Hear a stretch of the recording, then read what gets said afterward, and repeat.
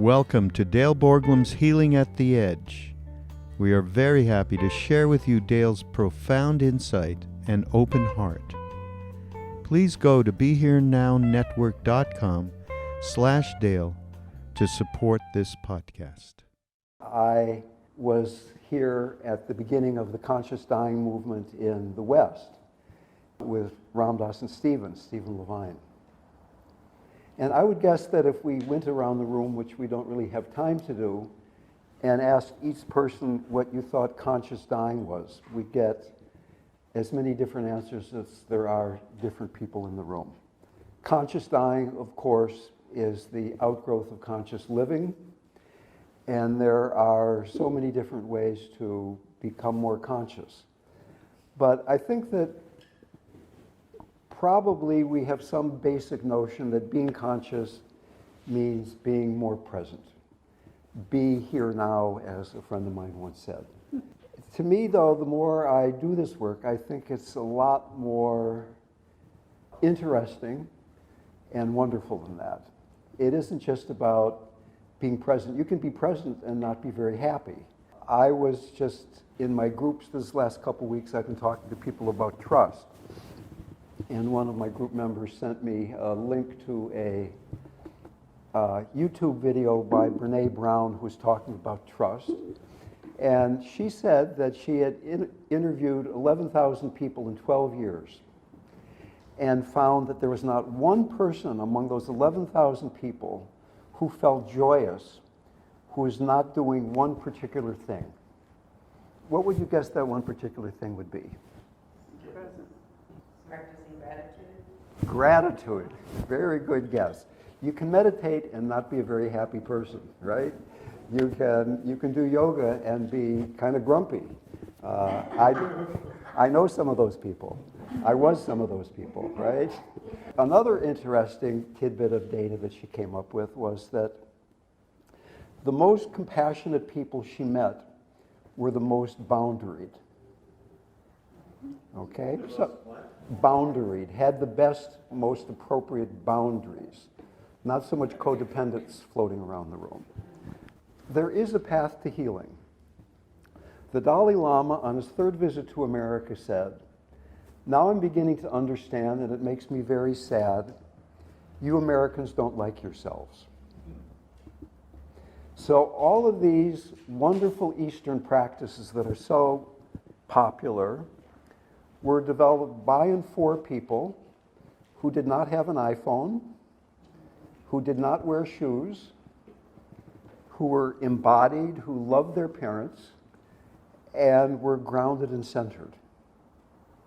So that when we begin this healing path on the way to conscious living at its various depths and levels, which I'll talk about in a few minutes, which involves letting go of our identification with that which is separate and beginning to identify with that which is whole and does not die. It involves trusting the surrender into emptiness, into spaciousness, into unconditional love. If we begin that surrender, if we begin that healing path from a place of not liking ourselves, of not being grounded and centered, one can, without too much imagination, I believe, see that not too far into that path, it's going to get pretty complicated. Because the person that's trying to surrender doesn't even trust who they are. So that whether we're talking about being a, quote, better meditator, which doesn't really make any sense at all, or if we're talking about conscious dying, or if we're talking about this path to healing and openness, in whatever form it might take, for many people in the West, it is really useful to go back and start at the beginning, to have enough humility to realize that very often we aren't conscious, that we aren't embodied, that even right now as I'm talking, whether you think this is fascinating or wrong or interesting or stupid or whatever you think, is the energy going up in your mind? Is there this spinning going on trying to incorporate something or keep something from being incorporated? Or is it possible to drop down and be in your body and trust that whatever needs to come in way of information will be coming in. So that I will do my best to entertain your brains for the next half hour, or however long that is. But I would suggest that rather than this being a talk about something, could this be the living experience of us consciously living and consciously dying? Roger Ebert, the film critic who died not that long ago, had a very difficult neck facial cancer. And not that long before he died, he was typing out answers to an interview questions about how his disease had affected him. And he said, as I'm typing this sentence, I don't know that I'm going to be alive to type the period at the end of the sentence. In Buddhism, before we even begin to practice, there's something called the four mind-turning truths. Truths that turn your mind toward the Dharma, toward awakening. And the first of these truths is that you are going to die, but you don't know when. Completely intellectually obvious. And we are in a room here with almost everybody having a rather intimate relationship with death. But at the same time, don't we pretty much assume we're getting out of this room alive today? How to change this interaction if we didn't know that? If I looked at Charlie and I didn't know that I was ever going to see him again, and one of us might be dead before who knows when, could we then be more alive, more loving? How alive are you willing to be?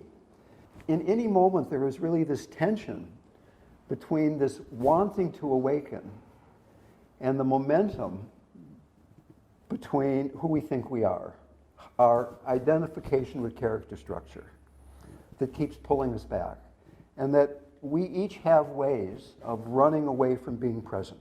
We're all addicts. Everyone in this room is an addict.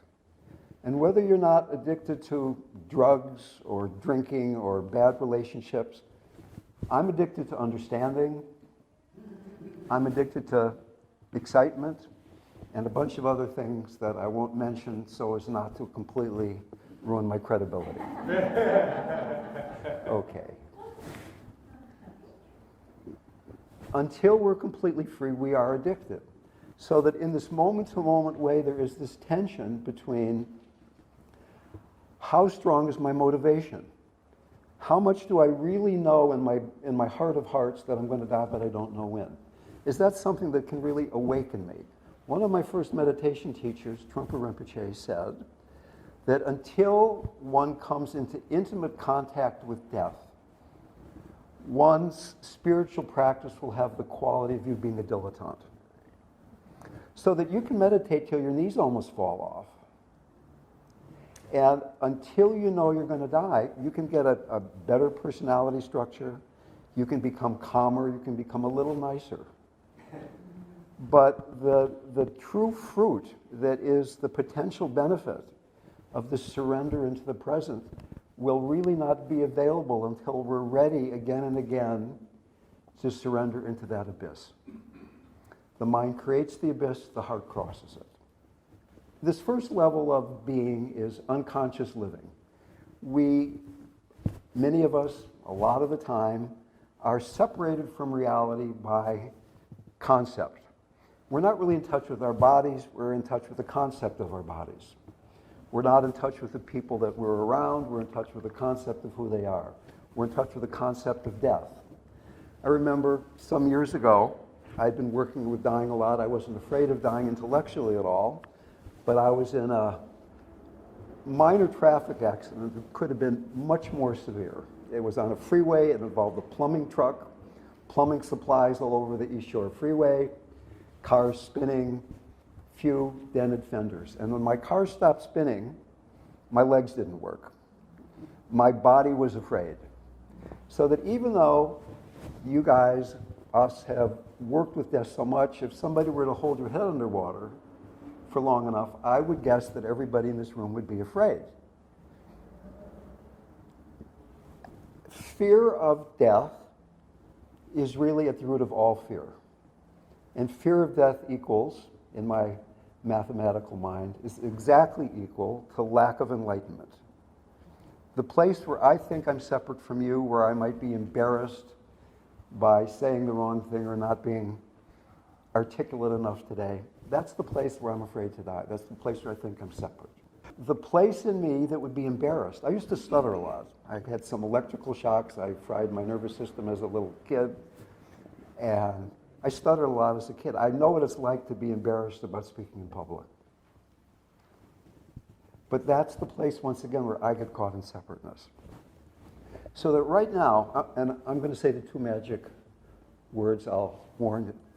Suppose Donald Trump came into the room, and we're right in the middle of the room here, right in the middle of this big circle. How many people could see a human being and go beyond all the projections, all the concepts of president, good president, bad president, whatever your leanings, people are muttering over on that side of the room and making noises over on that side of the room, so that as long as we're being reactive, that will limit the conscious response, the wise, embodied response we can make to whatever it is that's out there. And that certain people in our lives, and particularly in our culture, dying people, carry such a strong identity that I'm sure you have noticed, many of you in your practices, that when somebody is approaching death, it's hard for many people to go beyond seeing the dying person or the cancer patient. Travis introduced herself as 2 weeks ago I found out I have brain tumors. And I came here today because I want to be around people who can allow me to be that and not get all busy projecting how that might resonate your own fear of death. In English, when we're afraid, we say, I am afraid. And the very languaging of it tends to make it difficult not to become our passing mind-body states. In Spanish, when somebody's afraid, it is yo tengo miedo, I have fear. And I don't speak Tibetan, but in Tibetan, when you're afraid, you say, fear is here. How much easier would it be not to identify if you were a native Spanish-speaking person, or even better yet, somebody who could look at it from that Tibetan perspective, that fear is just the passing mind-body state, just like what's for lunch. But because of our conditioning, we grab onto that thought. It drives so much of our lives. The first stage in conscious living and preparation for conscious dying, and fortunately, there's not a lot of special preparation for conscious dying. It's all conscious living. One just slides right into the other. There are a few special practices at the very, very end of life, but 99% of it is what you've done up until that point. So the first step is, can we become embodied? Can we be sitting in the room right now, inhabiting our body? Let's think of a hypothetical little girl who was just born, and the first couple years of her life, the lesson that she needs to learn is being grounded, trusting that it is safe to be dependent, that she can just let herself trust that she's supported and will get what nourishment she needs to live the next moment of her life. And if you had an enlightened mother, congratulations, you are completely grounded. If your mother was not completely, let's have a show of hands, okay. If your mother was not completely enlightened, then probably she had her own issues. She was there as much as she could. I had very loving parents, but certain things happened to me accidentally that caused me to believe the world is not a particularly safe place. The demon of being grounded, the emotion that makes it hard to be grounded, is the emotion of fear. And whenever fear arises, we almost always project it outward on, we're afraid of something out there, we don't experience it directly, and we jump up into our minds as a way of how can I protect myself from what it is that I'm feeling right now. Conscious fear is a really remarkably awakening state. Anger, sadness, happiness, calmness, much easier to be awake for. I would suggest as a practice, can you be consciously afraid? And even notice when you're going to go into a situation that you think there's a good chance that fear might arise, anxiety might arise. There is a very simple practice that we're all going to do together. It's not a meditative practice. You don't have to put your water down on the floor. You can keep holding on to it. You don't have to sit up straight. You can keep crossing your legs. But as you're breathing out, can you imagine that you're pushing an energetic egg out through the base of your perineum into the earth? And as you're breathing in, you're receiving energy that is grounding and supportive. You're surrendering down into the earth that supports and nourishes, not the earth of dirt and worms and rocks. If you like, you can tighten those perineal muscles a little bit. It's not a muscular exercise, but it's inhabiting your base. And when you inhabit the base, you're not afraid. Even if you're dying, even if you're talking to a bunch of strangers, dropping down into the base. Is there anything that I'm going to say during the rest of this talk that's more important than you being grounded? Notice how grabbing onto certain clever things that I say will pull you out of being grounded. No judgment, nothing to repress, nothing to judge, but just notice how energy goes up, energy goes down. We become unpresent. Mind so seductive. Now, this energetic stance of being grounded, as supportive and nourishing as it is not particularly designed for driving an automobile or talking to other people. It's about being dependent. It's about being 0 to 2 years old. And the other developmental stages, though they're built upon that, are much more appropriate for conscious living. So the next stage from 2 to 5 is being centered, the place from which martial arts are done, the lower belly, the hara, the dantian. The martial art of being you. The martial art of being a nurse or a therapist or a dying person or a living person or whatever identity that you or people you're around might be bringing with you. And being centered is just what the name, the word itself implies. That you're right at the center of the universe. You're at the very center of gravity of who you are energetically and physically. So once again, without getting ungrounded, can you breathe out and drop down into your lower belly as if you were surrendering into the belly?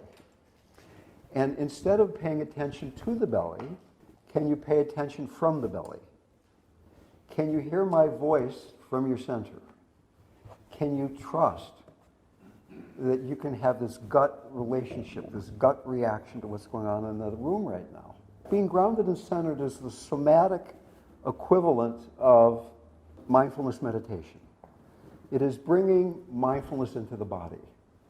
And I find that for many people, myself certainly, that having a somatic component to my meditation practice in a remarkably busy and intense and wonderful life, it's useful to have this body to keep coming back to. Even now as I'm talking. I'm really talking from, right now, I'm talking from my belly. I hope you're listening from your belly. When we're able to be mindful in the mind, when we're able to be mindful in the body, then one begins to identify with the knower. Okay, we've gone from not knowing and being unconscious to I'm the knower. But the knower still is somebody that can die. We haven't gotten yet to non-duality in the place where there's nobody to die. There's still 30 people in this room, women, men, older, younger, bigger, smaller, more hair, less hair, happy, not so happy, really happy. All these differences. In that dimension, each of us knowing those things, we will die.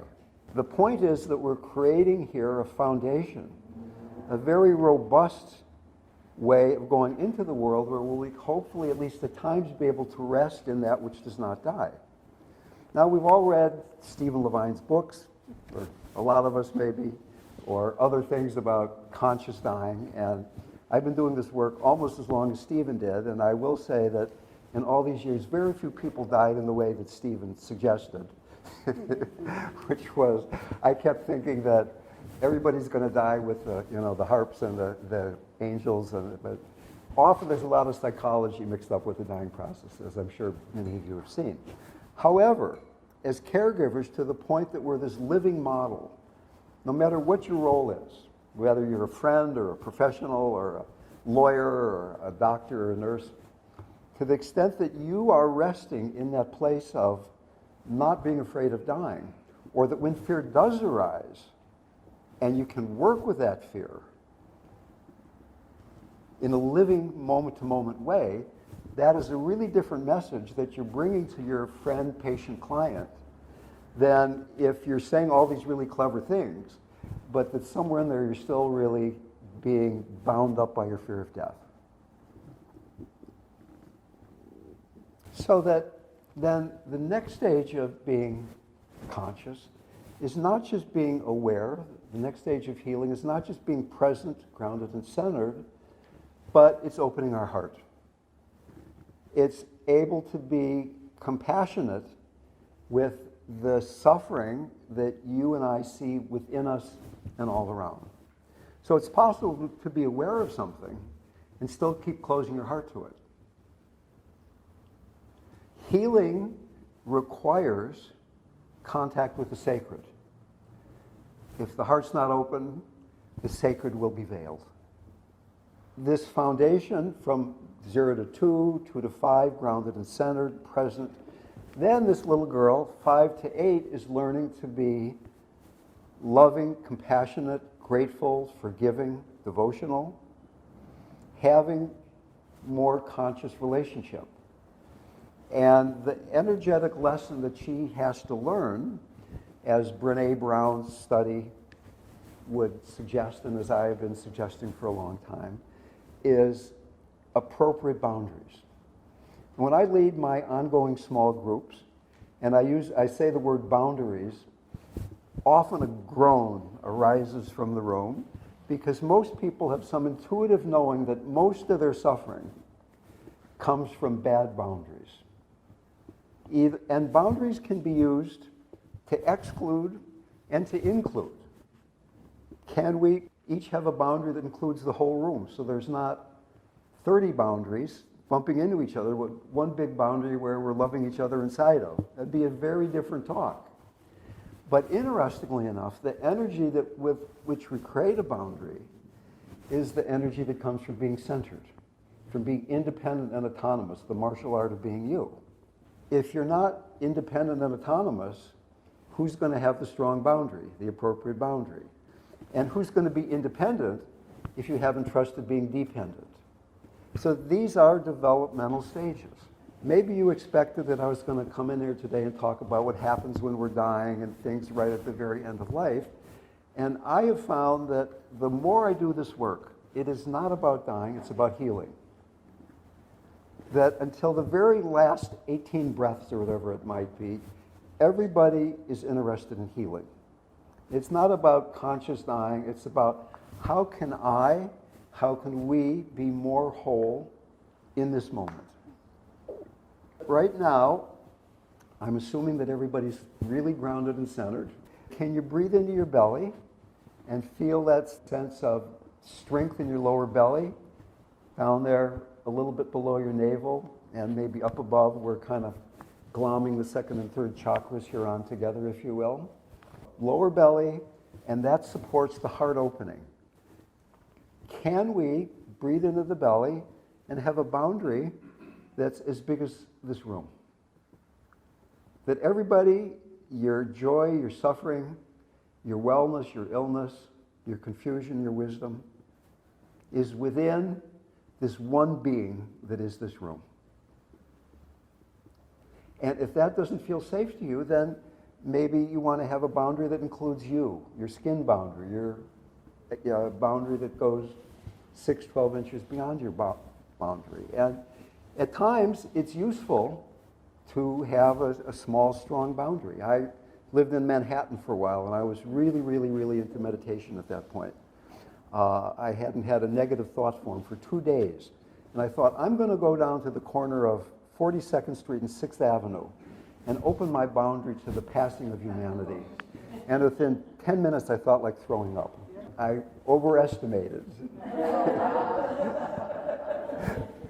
something very important. Okay. Once again, if in opening your boundary you start feeling ungrounded, you start feeling uncentered, we go back to an earlier stage and put that quality back together. But now we're going beyond the knower to, is there something that doesn't die? Is there just the knowing? In the beginning, first stage, unconsciousness, we're lost in what is known. Fear arises, we become fear. We know the fear, we get lost in it. The second stage is we're not lost in it, we're the knower. I am here, I'm the observer, I'm the witness. But now we're saying, can we go beyond even being the witness?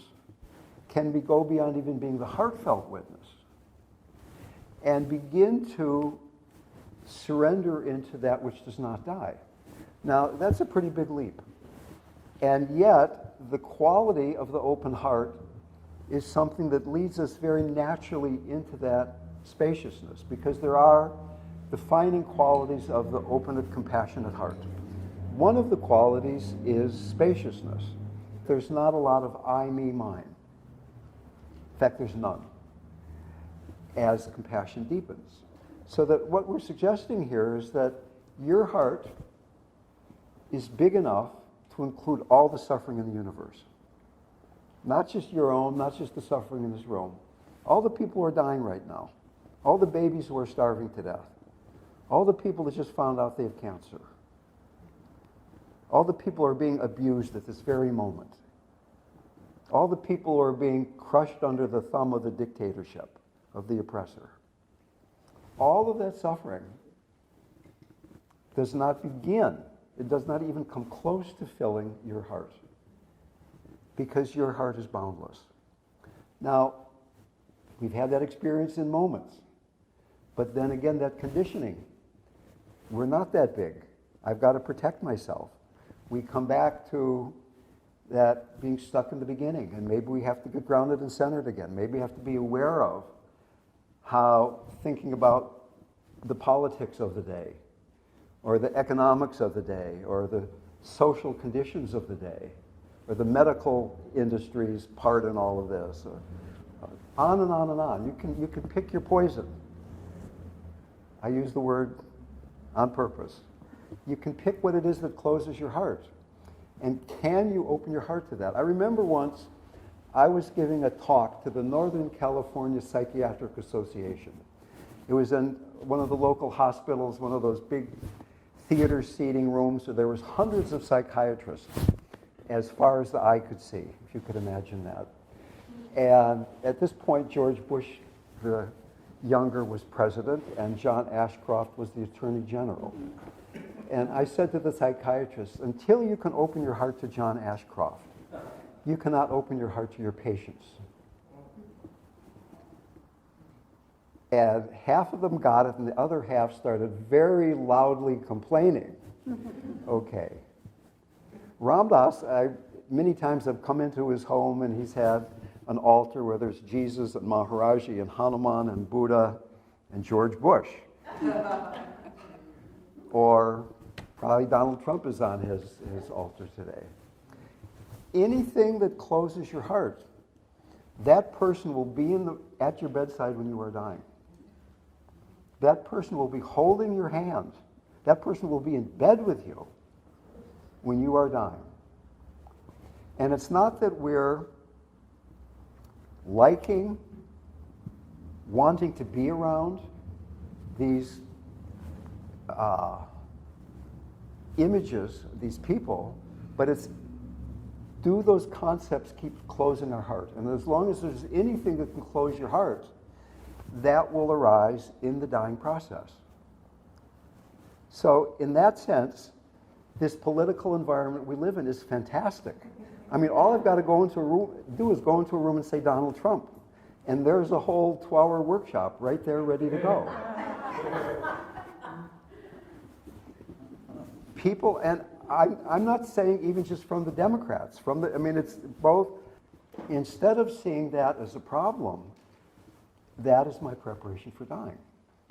That is what is helping me begin to open to those places that I have been unconsciously pushing away for a long time. And time has really been flying. What I'd like to do is one last practice, and then we'll leave a little time for some discussion. I'm going to just keep saying words for a little while, and I'd like you to be aware of just listening. There's listening going on, I'm talking, there's listening going on, there's listening going on. And I'd ask you then to be very aware of what it is that continues when I stop talking. Is there an awakeness, an aliveness that's there? Watch your breath. There's a breathing in, there's breathing out.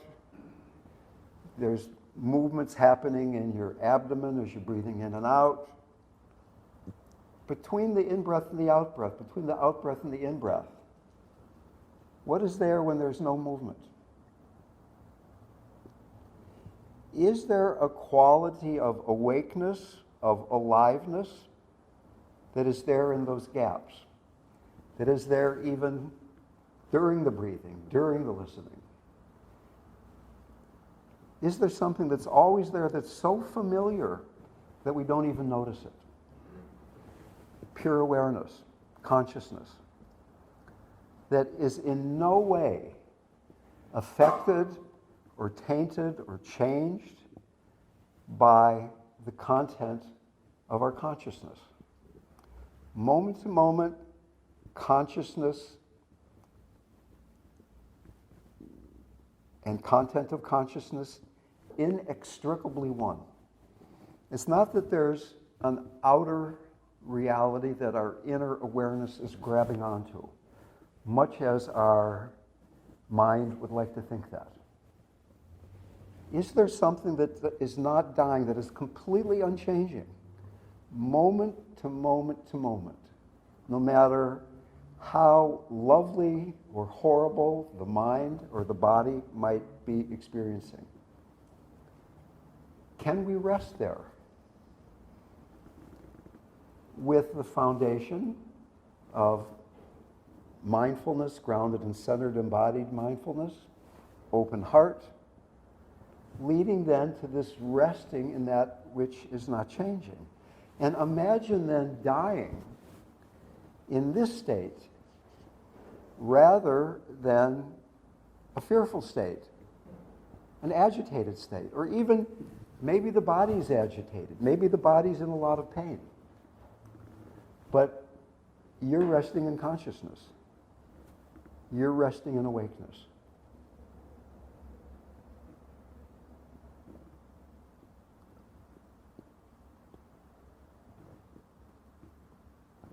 It all, in a way, goes back to the very beginning, to motivation. How awake do you want to be? And I think most of us want to be awake, and we want it not to hurt too much along the way. And again, there will be a choice between, do I want the truth, or am I going to grasp at happiness? There is a joy that transcends happiness and sadness. And if it's happiness that we're grabbing at, we're having to juggle. Is this a happy or not happy making experience right now? If we're going into the truth, joy will follow. So we have about 10 minutes for discussion, questions, and answers. Fear will come from a lot of different directions, and depending on your personality structure, some of it you'll deal with much better than others. Apparently in a crisis where dogs want to eat you, you did really well, and maybe the day-to-day anxiety of your job, not so much. When we are caught in a sense of I, two things happen somatically. Our shoulders come up a little bit and our belly contracts. So there are three things to do. Release the shoulders. Stephen Levine talked about soft belly. You let your belly become soft, but you also let it become strong. You bring strength down there. This quality of dropping down is the quickest way to go beyond fear. There's a wonderful story about Milton Erickson, the guy that developed hypnotherapy, and when he was quite elderly and frail, he was at a conference in Manhattan, and he was walking home late at night to his hotel, and a mugger came up and said, "Give me your money or I'm going to stick this knife in you." And he said, "It's 11 o'clock, and he walked away. And the guy said, "I guess I can't stab somebody who's deaf or didn't hear me." And he just gave me the time of day. But the point is that, yes, fear is really a difficult emotion. For most of us, the most difficult emotion. Learning to practice the sense of being grounded and centered, you seem to suggest in the way you presented the question that there's certain parts of your job or at least certain parts of your life that lead to anxiety. There can be a practice where 75% of your attention is inward. Am I present? Is my heart open? Am I grounded and centered? And 25% is out there. You're out there in the world enough that you're stopping at traffic lights. You're not sounding like a complete fool when you're talking to people, but you're taking care of yourself in a moment-to-moment way. That that you are trusting your basic wisdom and your basic goodness. You trust it more than all those fear messages you got growing up. And a lot of times you won't. And then you notice that. And you forgive yourself, and you don't judge yourself. It's just an ongoing moment-to-moment process. So you're having compassion for another person, and all of a sudden you notice you're anxious, and then you have compassion for yourself, and then you notice that you can't have compassion for yourself, so you get grounded and centered for the person who can't have compassion for yourself, and then you lose that, and you're centered in relationship to not being centered. It's just that wherever you find yourself asleep, you awaken, and when you awaken, can you come back to being present through compassion? Compassion isn't learned when the dog's mouth is at your neck or the doctor says, "Look, I've got really bad news for you." Compassion is learned in that very simple moment where you're meditating or you're looking at somebody you care about or you're walking on the beach and you notice you've been lost in your mind. You're not even there. Can you come back to being present with kindness? Or is there some jerking saying, "You're not a very good meditator, you're not, look at you, there you're on the beach and you're thinking about that other stuff. What kind of an idiot are you?" You know, can you come back in a very gentle way? Okay, so a difficult emotion arises. And very often it's accompanied by a narrative, concepts about the object of the emotion, the subject of the emotion, the relationship, all this complicated stuff. First step, can you let go of the narrative and feel what you are experiencing in that moment? You lean into, rather than pull back from, what probably is a slightly or not so slightly unpleasant sensation in your body. The second step is then, can you open your heart to that? Can you not only experience that, but can you accept it? Can you be grateful for, in this moment, I'm feeling this? Can you bring a tenderness to your relationship with a difficult emotion? And in that tenderness, in that openness, in that acceptance, healing will happen. Maybe not immediately. My first guru, Bob Dylan, said, "What price do we have to pay to get out of going through all these things twice?" And it's being completely there 100%. So that what I'm suggesting here, we probably do it 82% or 84% or 3%, depending on, you know, how what our relationship is with that particular emotion. But that is the healing path. You have to be present with it, you open your heart to it, and realize that it is only that. And here's something I don't say to my clients, but it is true. Suffering is only suffering. Cancer does not cause suffering. Dying does not cause suffering. Resistance to cancer causes suffering. Resistance to dying causes suffering. And to the extent we can remember that it's our relationship with difficult emotions that's causing the suffering, one can be all agitated. I mean, I've been around people who are dying. They're in so much physical pain, they're writhing on the bed. And I say, "How are you doing today?" And they say, "I've never felt better in my life." Because they're not identified with the body in that moment. And we cannot be identified with the passing emotion. Who are you? I will leave it at that. Thank you very much.